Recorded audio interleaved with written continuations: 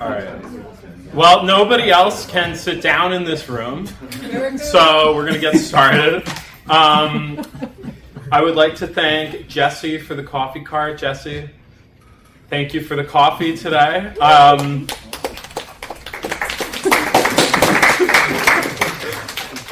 I would also like to thank for the homemade biscotti Tyler's girlfriend, Ellie Akir, who's a student at the med school. And Tyler and I did not plan on wearing the same exact shirt today. But I guess it's fitting that I introduce him. So Tyler Tatro is a fifth-year PhD candidate in the Department of Atmospheric Sciences, where he is advised by Dr. Paquita Zaidama. Before coming to the University of Miami, Tyler received a Bachelor of Science in Environmental Engineering from Tufts University. And while at UM, Tyler's research has involved the influence of smoke aerosol on stratocumulus microphysics and the response of the Southern African regional climate to global warming. In his spare time, Tyler enjoys playing pickup basketball and exploring the many happy hour deals in Miami. Thanks, Aiden. Well, I'm glad everyone got the biscotti memo, so thanks for showing up. And thanks for taking an hour out of your time on a Wednesday afternoon. I know many of you are busy. So today we're going to talk about smoke cloud interactions in the Southeast Atlantic. I wanted to start with a picture here. It's from a United States wildfire, the 2018 Cougar Creek fire in Washington State, but I think it's a good example kind of what we're talking about today, where we have some sort of low-lying cloud and underneath we have smoke aerosol that's obscuring sunlight. And I think it's a good reminder as we look at the Southeast Atlantic, which is maybe far from the US, that of course these physical processes that we're trying to learn more about have implications globally. So a brief outline to get us situated. So we'll go kind of first with a process-specific background, where what we know about the influence of smoke aerosol on stratocumulus. And then I kind of have two segments to the talk today. The first part is sort of synoptically motivated, using aerosol reanalysis and studying how basically smoke gets into the marine boundary layer. We'll talk about why that vertical location is so important. And then we'll look at an example for geoengineering from marine cloud brightening and sort of how natural variability might influence some of these really important science questions related to geoengineering. And then we'll sort of shift, take a step back and look at longer term trends in the second half of the biomass burning season, sort of August, September, and October. So the first part's kind of like days to weeks sort of scale in the first half of the season. The second part is more multi-decadal trends. So I'll do my best to kind of distinguish where we are, but please feel free to ask questions at sort of the midpoint in the end. So taking a step back, why do we care about stratocumuli?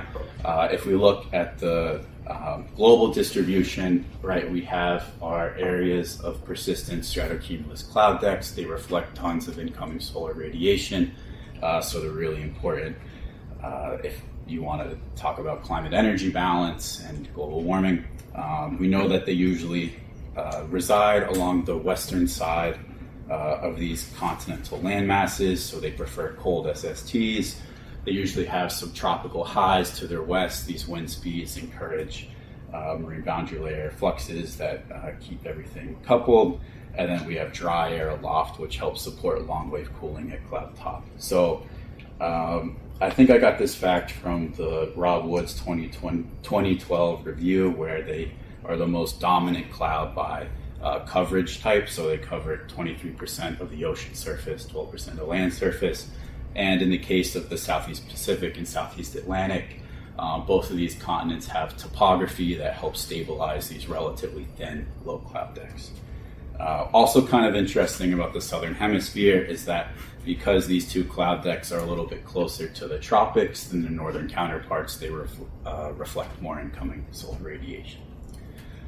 So if we look at what processes maintain stratocumuli versus maybe trade wind cumulus that we see on this campus, stratocumulus have this really well-defined marine boundary layer where the long wave cooling at cloud top ultimately supports circulations that are typically driven from the top down, whereas trade cumuli kind of have a wispier, less well-defined structure. They sort of evaporate and reform and sort of maintain this weird sort of inversion layer at cloud top. So we really care about processes that can influence sort of this top-down driven circulation. If we look from a satellite, I grabbed this picture from the Southeast Atlantic, of course, and the bottom picture is from South Florida. You can see cloud fraction, which is just the amount of cloud over the pixel. We're usually dealing with cloud fractions close to 1 or greater than 0.5 in the Southeast Atlantic. In the tropics, typically much lower. So we'll use cloud fraction a lot in today's talk. We also use liquid water path. It's just the amount of water from cloud top to cloud bottom, units usually grams per meter squared. And then we also care about microphysical properties, so the size of droplets. So you'll see effective radius, which is just the third moment of the droplet size distribution divided by the second. And then we also have the number of droplets per unit volume. That's kind of a measure of cloud brightness. So think about energy balance. And so back to the global map, what we see is that of these stratocumulus regions, the Southeast Atlantic is really poised to study the interaction of absorbing aerosol co-located with the cloud deck. So you see plotted in orange to red here, all of the burned areas. Most of the burned areas concentrated in Africa, at least annually, and the southern part alone produces roughly 33% of the global biomass burning aerosol burden. And most of that is between June to October. So if we look at the seasonal cycle here, zoomed in from the equator to about 25 degrees south, the blue contours are precipitation from GPCP, and you'll see that burning typically starts in the north with their relatively shorter dry season and then moves to the south, so that the peak is usually in August and September.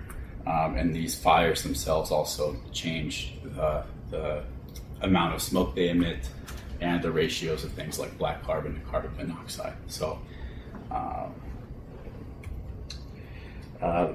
I really wanted to kind of do a cursory overview of the known influences of smoke on stratocumulus, so bear with me here really quick. If we have smoke above cloud, we typically think of a positive semi-direct effect, where we think that smoke above cloud warms the surrounding air. That's going to increase the inversion strength, reduce dry air entrainment at cloud top, and we usually get an increase in cloud cover. Something that's kind of unique to the Southeast Atlantic is the single scattering albedo is really pretty low. It's about 0.8. Something like sulfate aerosol would be closer to 1 because it's mostly a scatterer. Smoke, on the other hand, absorbs a lot. So the marine boundary layer profile would move to something like the pink, where it's warmer aloft and a little bit cooler underneath. And if we have smoke below cloud and cloud fraction sort of sufficiently low such that it can absorb shortwave radiation in the marine boundary layer, this typically interferes with the coupling that goes on between cloud top and sea surface base, and you sort of get a arrested or interfered marine boundary layer profile underneath the cloud. It can't sustain those latent heat fluxes, and you get a sort of burning driven dissipation. Something that's important though is this usually takes a few days to manifest. It's not instant. A faster effect of smoke in the marine boundary layer would be the indirect effect, where the smoke aerosol can act as cloud condensation nuclei, and it can increase the number of droplets in the cloud. I'm trying to show that here. So typically for liquid water paths that are in the Southeast Atlantic, those smaller droplets can increase dry air entrainment, and that can also dissipate cloud, although you will have a short-term increase in cloud brightness. An exception here is if the cloud is precipitating. This is usually the more famous but less common example, And so that would be if you have precipitating cloud, you increase droplet number concentration, you stop precipitation, and the clouds live longer. So that would also be a net cooling. But typically in the Southeast Atlantic, we think of dry air entrainment as the more common process. And something that's kind of unique to the first half of the biomass burning season is that we think increases in cloud droplet number concentration increase cloud brightness without a ton of droplet-driven dissipation, although this is for high cloud fraction scenes. So what I'm showing here is an image from Jinhao and Feingold in 2022, where they looked at the change in cloud albedo brightness against the change in droplet number concentration, although it's for really high cloud fraction scenes, and they get sort of three regimes. This first one would be low ND, high liquid water paths, so those would be precipitating clouds. You increase droplet number concentration, you suppress precipitation. In the middle, we have the darkening regime, which is that entrainment-driven drying. And then on the bottom, we have the non-precipitating brightening. And this is where the liquid water path is so low that increasing droplet number concentration actually doesn't seem to increase dry air entrainment. And that's because dry air entrainment is so weak for these low liquid water path clouds, it seems to be the driver of microphysical properties. So this seems to happen the most in June and July, and suggests that increases in boundary layer aerosol can increase cloud brightness without a ton of influence on cloud lifetime. So that's great. So you might ask, well, how do we view aerosol in the marine boundary layer? And if you use LiDAR from space, like Calypso, the LiDAR beam tends to get attenuated pretty heavily by the smoke. You also can't see below cloud scenes. And so what you'll get is an artificial gap between smoke plume base and cloud top, seen here in Calypso, that a higher powered LiDAR would say is not actually there. So if you use this to try to composite your smoke cloud interactions, it wouldn't be very accurate. Furthermore, from flight data, what we see is on the left, this is droplet number concentration against below cloud CCN, and it correlates pretty well. If you do the same thing for above cloud CCN, you kind of lose that correlation. So we need some sort of information about smoke in the marine boundary layer if we want to try to constrain these processes further. And so this is maybe unfortunate, but what we've seen from field campaigns is that aerosol reanalysis is doing a pretty good job at matching observed variability in the marine boundary layer. What I've shown here is a time series from 2016 from Ascension Island, this blue star. It's about 5 days away from the continent with the mean wind speed. And what you can see here is the observations are the solid line, reanalysis is the dot dashed, is that it sort of matches the peaks and the valleys in the observed time series, even if it underestimates the total magnitude of carbon monoxide. So there's kind of two takeaways from this, is that it might underestimate the actual value, but it seems to match the variability. Part of that is because it's assimilating satellite total column carbon monoxide observations from Moppet. And also what's kind of interesting is that in the first half of the biomass burning season, we have these sort of 5-day synoptic smoky periods that are a lot more common later on. This is interesting because the wind speeds are a lot weaker in June, July, and August. So how and why smoke is making it all the way here and it's not getting blown to the northwest before it reaches Ascension is kind of an interesting scientific question. If we look at mean cloud properties versus aerosol distribution, what we see is in June, July, and August, cloud top heights are a little bit taller and the mean height of the smoke plume is a little bit lower. So this would also suggest that we're getting smoke in the marine boundary layer more commonly. Before the African easterly jet, that's this feature, sort of at 600 hectopascals, it turns on later in late August, September, October. So for the first part, we're just going to talk about what processes are contributing to this high amount of smoke in the marine boundary layer in June, July, and August. I'm going to focus on just July for the sake of brevity for this talk. July is an interesting month because ND, plotted here in the blue, is the highest, and burned area is basically at its maximum as well. For most of this, I'm going to use CAM's aerosol reanalysis, 6 hourly, 3/4 of a degree. It has carbon monoxide assimilated and AOD observations. For cloud properties, I'm using the series Synoptic 1 degree, which takes geostationary satellite information, combines with MODIS and Terra overpasses to kind of smooth out cloud and radiative flux profiles across the day, and then ERA5 for meteorology. And all of these have sort of been verified or compared against observations in some way. So what we see when we look at July is a pronounced dry thermal low sort of over Angola that follows topography, where low-level dry southeasterlies are meeting cool, moist flow from the Atlantic at low levels here. And to the south, we have a continental high. It's winter time in Africa too, so you have Hadley cell subsidence, and we see tons of elevated droplet number concentration off the coast, just downwind of all of these fires. If we look at the diurnal cycle composited just over this section, we see that at early morning and night, you have really fast westerlies, and then as the heating picks up, you get a pretty tall, well-mixed continental boundary layer that reaches up to 700 hectopascals, and then the smoke profile seen here by this 270 carbon monoxide contour sort of lifts with it. This also makes sense because the fires themselves are more active during the day. They're mostly set by people, and so there's not as much burning during the night. So that also contributes, but most of this is coming from the change in the continental boundary layer structure. And so what we're using to diagnose the strength of this low-level convection is lower-level atmospheric thickness. It's used for the West African heat low. There's not a lot of spin or vorticity to this thing in June and July. It's really just kind of a source of uplift. So we're just using the difference in geopotential height between 700 and 850.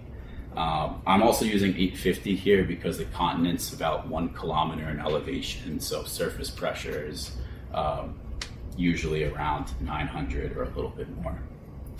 And so when we just do terciles of this metric at first, solid is strong, dashed is weak. We see on strong days you have a relatively similar boundary layer structure, just the whole thing is a few degrees warmer. You have a slightly weaker inversion, and you have more carbon monoxide here in the orange, and much higher uplift when it's strong. So this is all derived from ERA5, but the basic idea is that sort of when it's strong, we're having intense periods of smoke uplift and relatively weaker winds as well. There's a few things to go through in sort of these tercile composites, so I'll try to go one by one. Left is strong, so when the thermal low is warm, right is weak. You'll notice that the South Atlantic high is a little bit stronger when the thermal low is also warm, so these marine boundary layer wind speeds are faster. You'll also see that the continental high is maybe a little bit weaker and shifted to the east. And then we also have much higher low cloud fraction than the weak composite, just using lower level atmospheric thickness on this side alone. On the weak side, stronger continental high, and then we have dramatically increased cloud droplet number concentration. So it's kind of evidence that we have a lot of smoke going into the marine boundary layer, or at least it sort of corroborates that idea. If we just correlate our aerosol fields based on lower level atmospheric thickness alone, the winds here are plotted where the V component has a significant correlation, although these southerlies, right, are probably more related to the South Atlantic high than the strength of this thermal low. What we see is that when it's strong at low levels, you have a cleaned out marine boundary layer that's being pulled in to the continent, and at high levels, you have a kind of stronger cap on that low, and that's sort of circulating smoke around the continent. This plot is weak minus strong, so bear with me. So the basic idea is that when it's weak, you have a ton of CO here. It's roughly 20 to 30% more than the monthly mean. We think that this sort of variability in continental convection at the edge is what's driving these sort of large-scale smoke outflows into the marine boundary layer. Tyler, are you able to turn off that thing up there? And check that don't show this again. Oh, yeah. Oh, Thanks. okay, sorry. That's all right. And all the fields here are just plotted as the correlation multiplied by a standard deviation. That's what this is, so you get a sense of maybe the magnitude of the difference in carbon monoxide. So we take those composites and we further restrict them to just events that last between 3 and 5 days. And what we see during strong events, you have warm anomalies across the continent. It's not just restricted to the Angola low. And we have reduced cloud cover over this region as well, encouraging surface heating. And that sort of remains around day 3, but it kind of dies. The really most pronounced feature, I think, is sort of this interruption in the continental high, which also gives ample time for these winds to warm up over dry soils. If we look in the weak composite, we see that continental high is a lot stronger. We have cold anomalies and fast winds across the entire thing. And you'll see that the core of the low cloud deck, given by this 0.8 contour, is reduced compared to the strong composite. And then on the southern side, the cloud deck also appears a little bit more broken.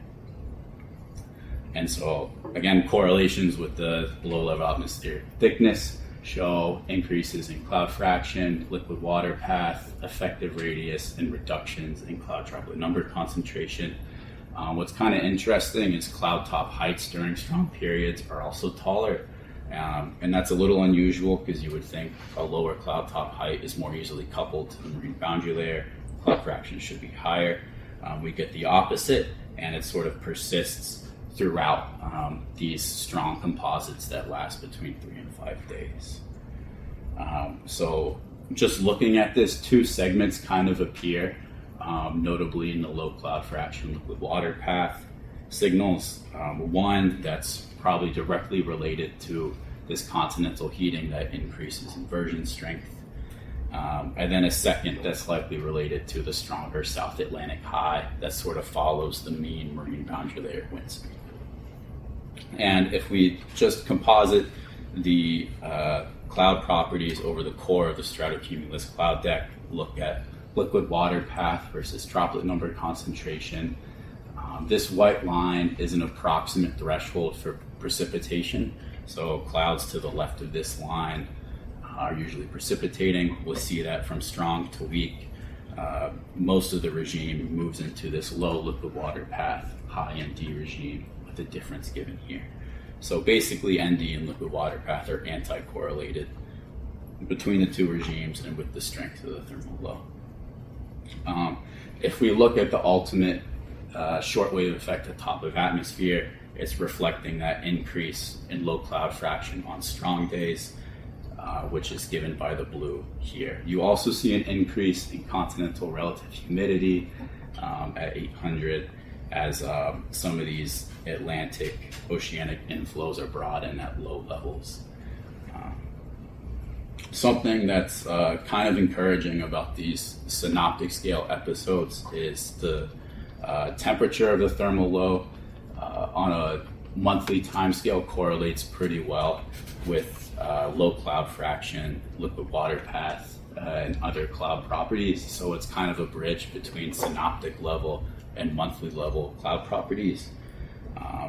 The colors here are plotted by the year. So warm periods don't exactly aren't all aligned, so there's not quite a super significant trend in warming. Just over 2003 to 2023, you extend the time series, June and July are warming up. But this well-correlated cloud to continental temperature relationship sort of falls apart in August when that southern African easterly jet turns on. And you can really see the warming trend in August, given by all the reds on the right here, and cloud fraction and liquid water path. So we think that this synoptic scale relationship, it might be a useful prescriptor for monthly climate studies, where you know that synoptic properties are going to influence the monthly mean, and might be useful if you're trying to prescribe in a climate model things like monthly mean temperature and monthly cloud properties. So all of this aerosol in the marine boundary layer has a significant influence for estimating things like cloud brightness adjustments from shipping. So in the aerosol cloud research community, a big deal was this reduction in sulfur emissions by the IMO in 2020, and a couple groups are saying that this is increasing the amount of received shortwave over the ocean and Earth's surface. And you can kind of see it if you look in the Southeast Atlantic. So this is the effective radius on the top right from 2003 to 2019, and the ship track emerges as this diagonal line. If you just look 2020 to 2022 or extend it even further, you can see that it kind of disappears, and that's largely because of that reduction in sulfur emissions. And so the estimated impact of that cloud signal depends on your background aerosol concentration, right? So what I'm plotting here is the September mean effective radius, just so we get a sense of where the shipping corridor is.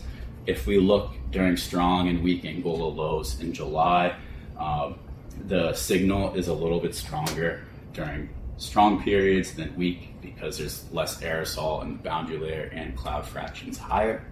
And so if you do kind of like a poor man's estimate for what that signal is, and you just aggregate properties on either side of this line, interpolate things like top of atmosphere energy balance, you get this difference in effective radius as a function of where you are along the shipping corridor. So that ultimately translates to a reduction in energy of 2 watts per meter squared, roughly. This would be in the austral spring. If you repeat this during strong and weak Angola lows, right, this signal's a lot stronger. You're gonna get a higher estimate for that shipping impact than during weak periods. So the basic take home is that we think that this Angola low variability is influencing coastal marine boundary layer aerosol. The increased cloud droplet number concentration brightens the cloud deck, but a reduction in cloud cover ultimately governs the top of atmosphere shortwave difference. And those synoptic variations are sort of going to influence the background estimate of what the shipping corridor signal is when we look at reductions in sulfate going forward. So I'm going to move to the second part unless someone has a question on the first. Great. So something that's kind of leading us into future trends is, you might say, okay, well, is the Angola low getting stronger? And this is ERA5, low level atmospheric thickness across the years. June and July look almost like they're decreasing, but a lot of that's coming from the most recent years. August, September, and October, the trend's warming. This has been cited by other papers. And we think that that increase in convection is partially explaining the trend in aerosol optical depth. This is a paper by Joanne and Meyer, where they show mean aerosol optical depth retrieved from satellite against the trend. They have to composite July, August, and September together to get a signal. And so this came out pretty recently, and we were sort of curious if we can use ERA5 with in-situ observations and the aerosol reanalysis to explore why there's increased smoke presence.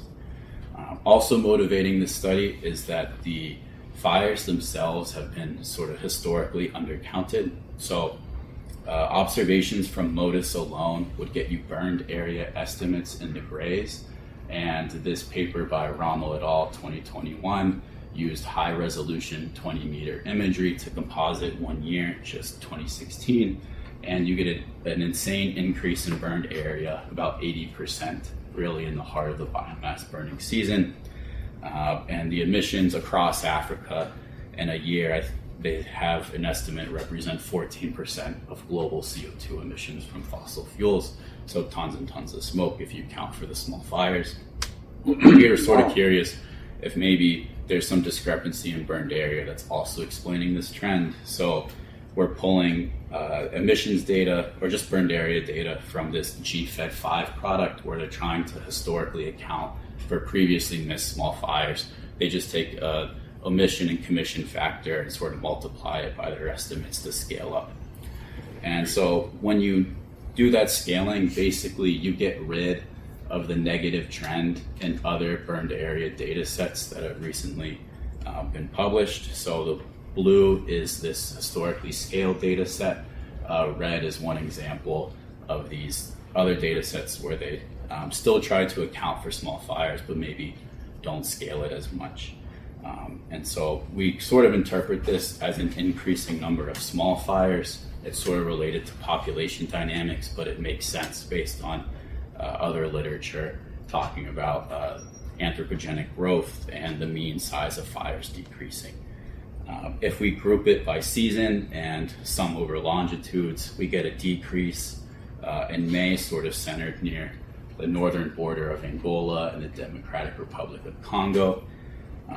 And we have a more peaked sort of burning season in August and September further south,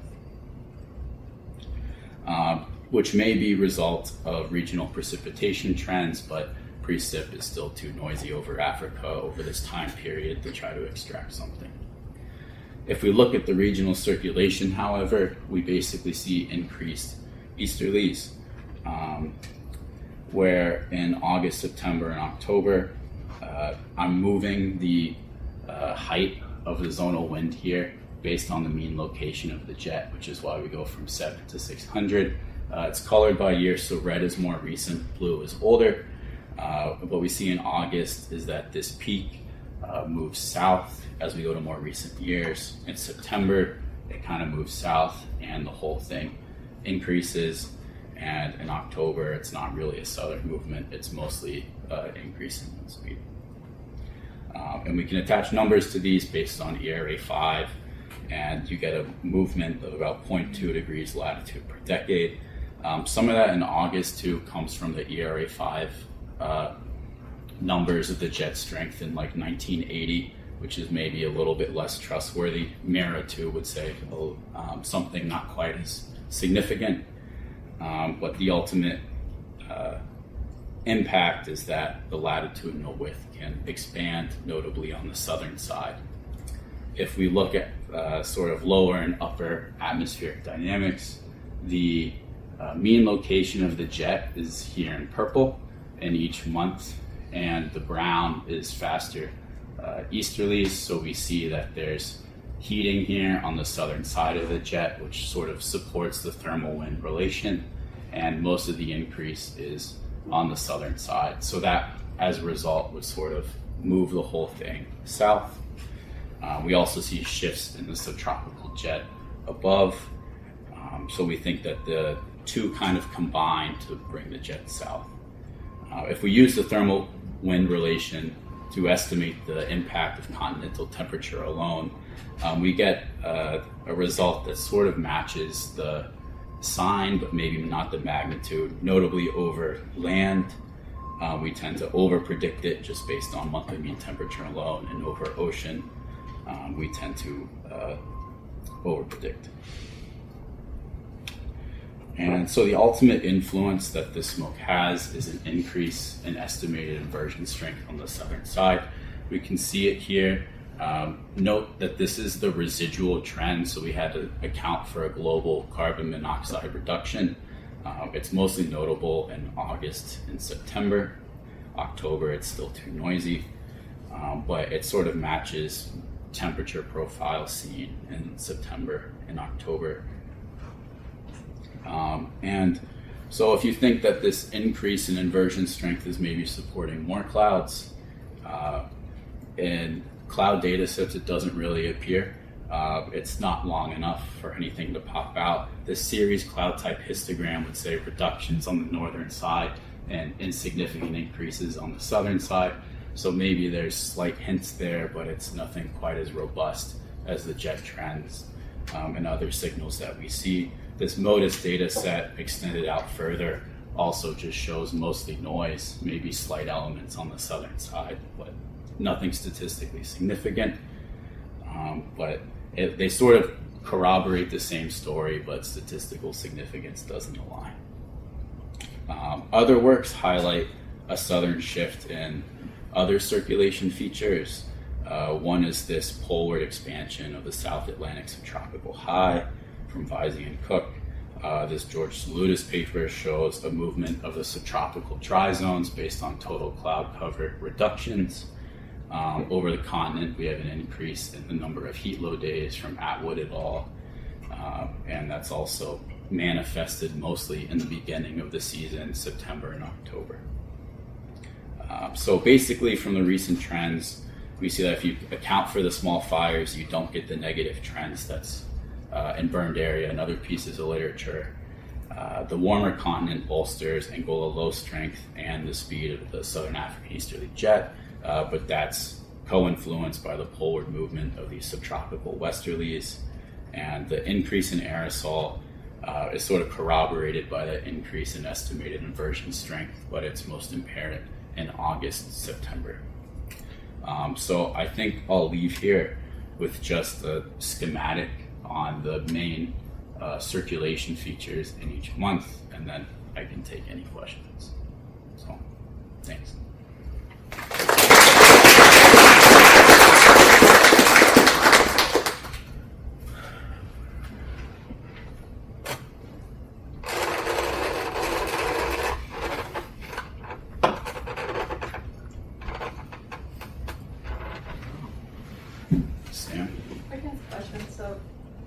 Left it. I don't know much about clouds. I know earlier you mentioned the impact of when smoke is below the cloud. What happens when clouds are sandwiched by smoke? Yeah, the presence of mid-level cloud is something that Yemi's worked on as well, a former student. I'm not quite sure. I think it occurs relatively infrequently. At low levels, you might have trade cumulus and then smoke, and that trade cumulus can sort of feed the stratocumulus. I would still expect it to sort of, maybe that upper cloud layer would burn off, and it would no longer be fed by lower layers, but I'm not quite sure. The Keatonite might know more. It's mostly a feature of moisture advected off the continent. So I didn't hear the first part, but if the continent's getting a little drier, that might. Oh, I just meant like if it's sandwiched between smoke. Can that, like, what happens to the cloud inside? Like, what's Oh, if you have two layers of clouds. Yeah, or like the layers of smoke and clouds, like two smokes. Smoke in the boundary layer, smoke in the Or does that even happen? Which feature wins out? Good question. Well, maybe it's just I just was wondering. I don't know what anything about it. Yeah. There frequently is two they're layers. fighting each other. They think the upper level's newer smoke just based off advective time, and the lower layer's older. The lower layer's typically more absorbing. But if you're still shielded by a significant amount, I would think that you would still keep it a relative increase in cloud fraction compared to a smoke-free scene. I'm not super confident. I guess the interesting thing that happens is that you transition from stratocumulus to cumulus a little faster, because as soon as that smoke makes it into the boundary layer and it's not above, then you get a quicker change from overcast to less cloud. And people have seen that.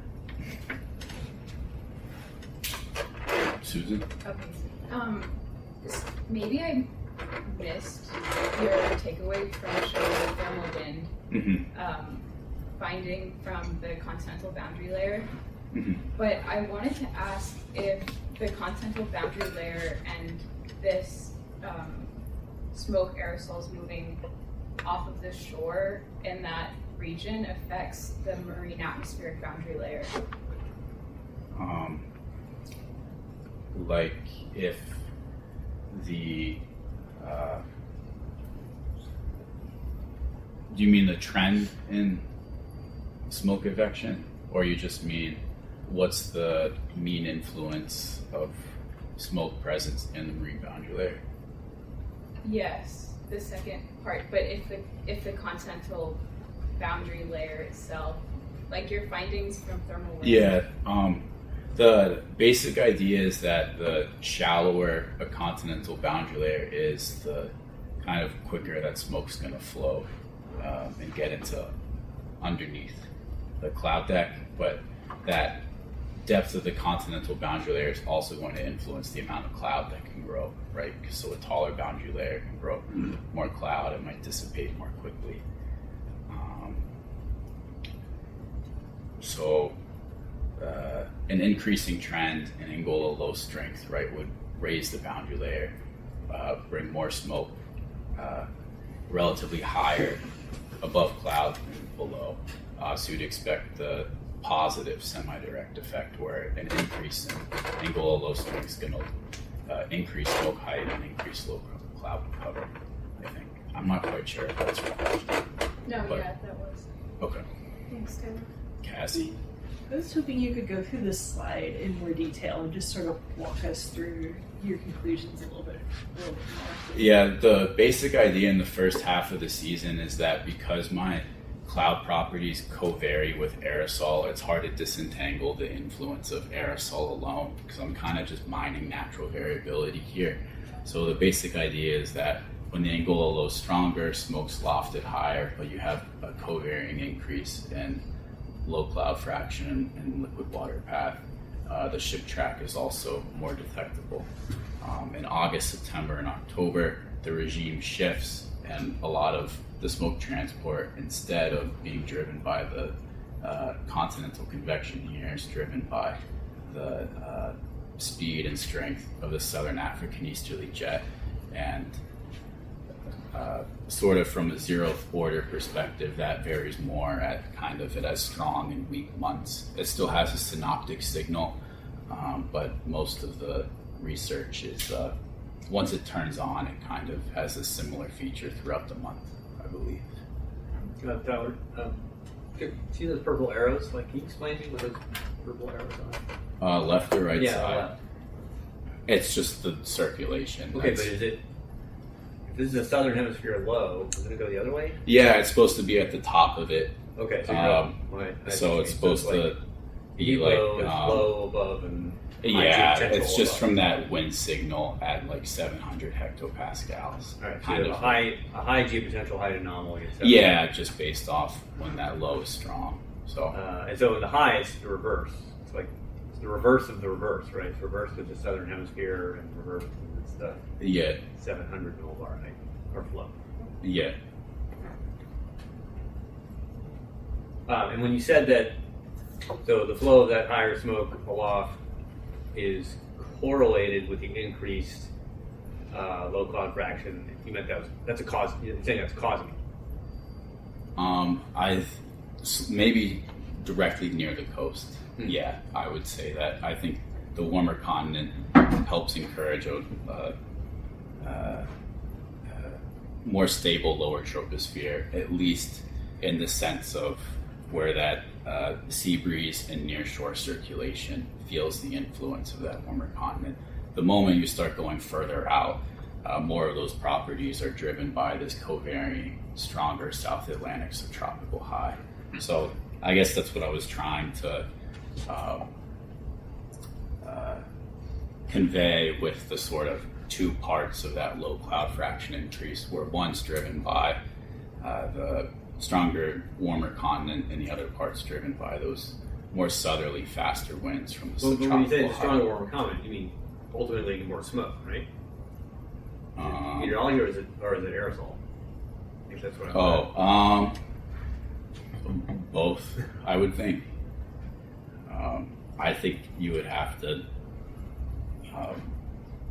take away the aerosol to try to, with a model, to try to with the two. Just because there's so much warming that happens with all of the smoke there.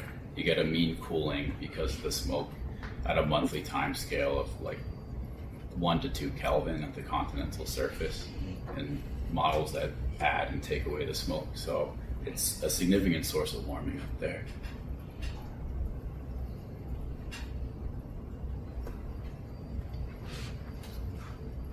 Barry?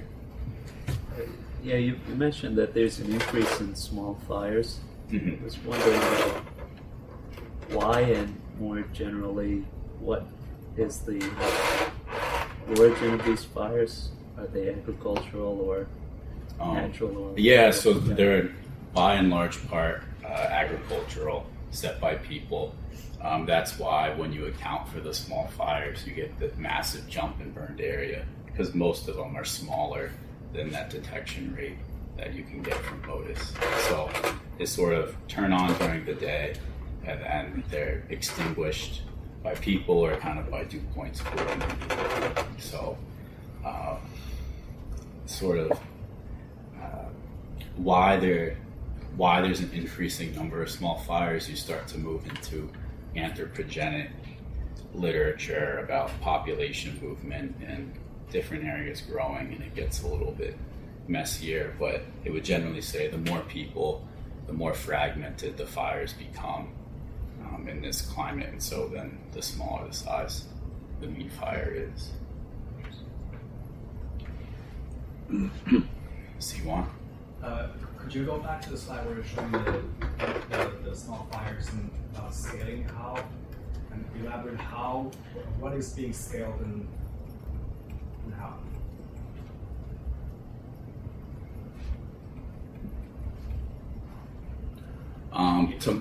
To my knowledge, they're basically taking high resolution data from like 2016 and 2019, just the years that they have available, based on this product from Ramo that they're developing. And so they just take the data from MODIS and the high resolution data, look at areas that they typically miss the small fires, and then I think divide by a scaling factor and turn it up maybe based on cloud cover and other things.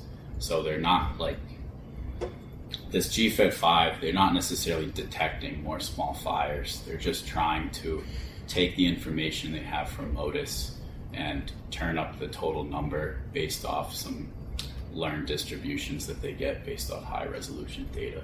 So it's the smoke emissions that are scaled up? Yeah, in this case, it's just burned area. I'm not quite sure how they've dealt with emissions of species so far. I think they just used it as a validation tool because people have noticed more CO and more aerosol, and that wasn't matching with the decrease in apparent decrease in fires. So this reconciles that. Oh, I think John has Yeah, a John question. has a question. Yeah, I had a question. You referred to the change in sulfur content in marine bunker fuels in recent times as influencing the clouds. There has been some proposals to aerosolize seawater and try to inject it. Has that happened to your knowledge? I think the government of Australia has a program where they have a ship, and people like Michael Diamond at Florida State and Rob Wood and Paquita may know more, but I skimmed over this at first. But they're trying to aerosolize sea salt. You're exactly right, and spray this into the air. From a scaling perspective, I think it would take tons of nozzles and ships to get a attributable impact. But Yeah. it exists.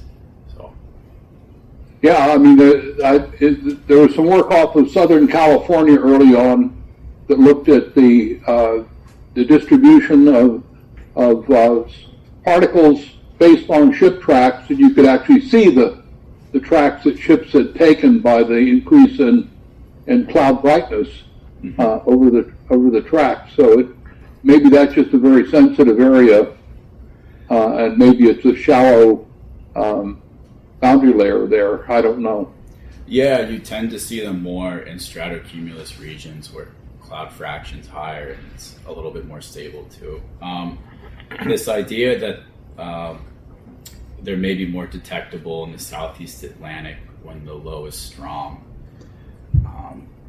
is we've sort of verified too with a data set from Tianli Yuan where they use machine learning to identify these features in satellite overpasses to sort of go through and count all these linear features. So that's how you get a global distribution, but they're still more identifiable in these coastal stratocumulus regions where you have active ports. So if you look at some of these papers, you'll see most of the change in warming's concentrated in like California, Southeast Atlantic, Eastern North Atlantic as well. Okay. Well, thank you. Mm-hmm. Cassie. Another question. So, have you looked at any comparisons of like how your data compares with another region like California, where you do get burns and you do get, potentially biomass burning going out over a marine stratocumulus Yeah. stack? You mean for the semi-direct effect or shipping? Yeah, like itself? how does the South Atlantic compare to another region where you have smoke and the stratocumulus stack potentially interacting? I think, from what I understand about the South Pacific, where there's Amazonian fires, the topography there, the Andes are so high, it sort of limits the amount of smoke that gets into the marine boundary layer. So then the next best example, I think, would be Indonesia in the tropics, and the cloud regime there is a little bit different, maybe. I mean, for like California, right, where you have like... Oh, yeah. I haven't, but let's see. The Southeast Atlantic deck is maybe a little bit thinner than the Californian one, and there's more of a topographic influence. So I'd suspect that the Californian stratocumulus decks maybe a little bit more can live through smoke events more than the Southeast Atlantic, but that's just speculation.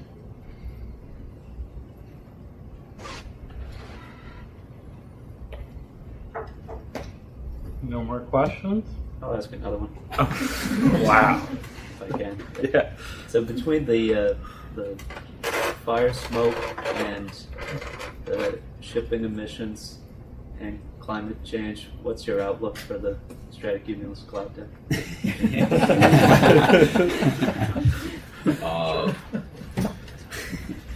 I think the advantage of the Southeast Atlantic is still that it's a pretty regular source of natural variability from year to year. Things like the amount of crops there have really high correlations with like ENSO rainfall. You have generally less of an anthropogenic aerosol influence in the southern hemisphere. So the consensus on other environmental factors would be that warming SSTs and increases in inversion strength would sort of thin it over time.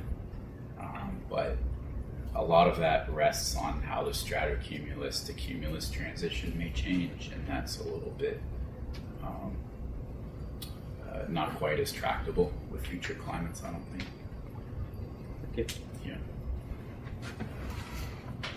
All right. On Friday, we have Victoria Pizzini and Cam Pine at 11 o'clock in the auditorium. And yeah, thank you, Tyler.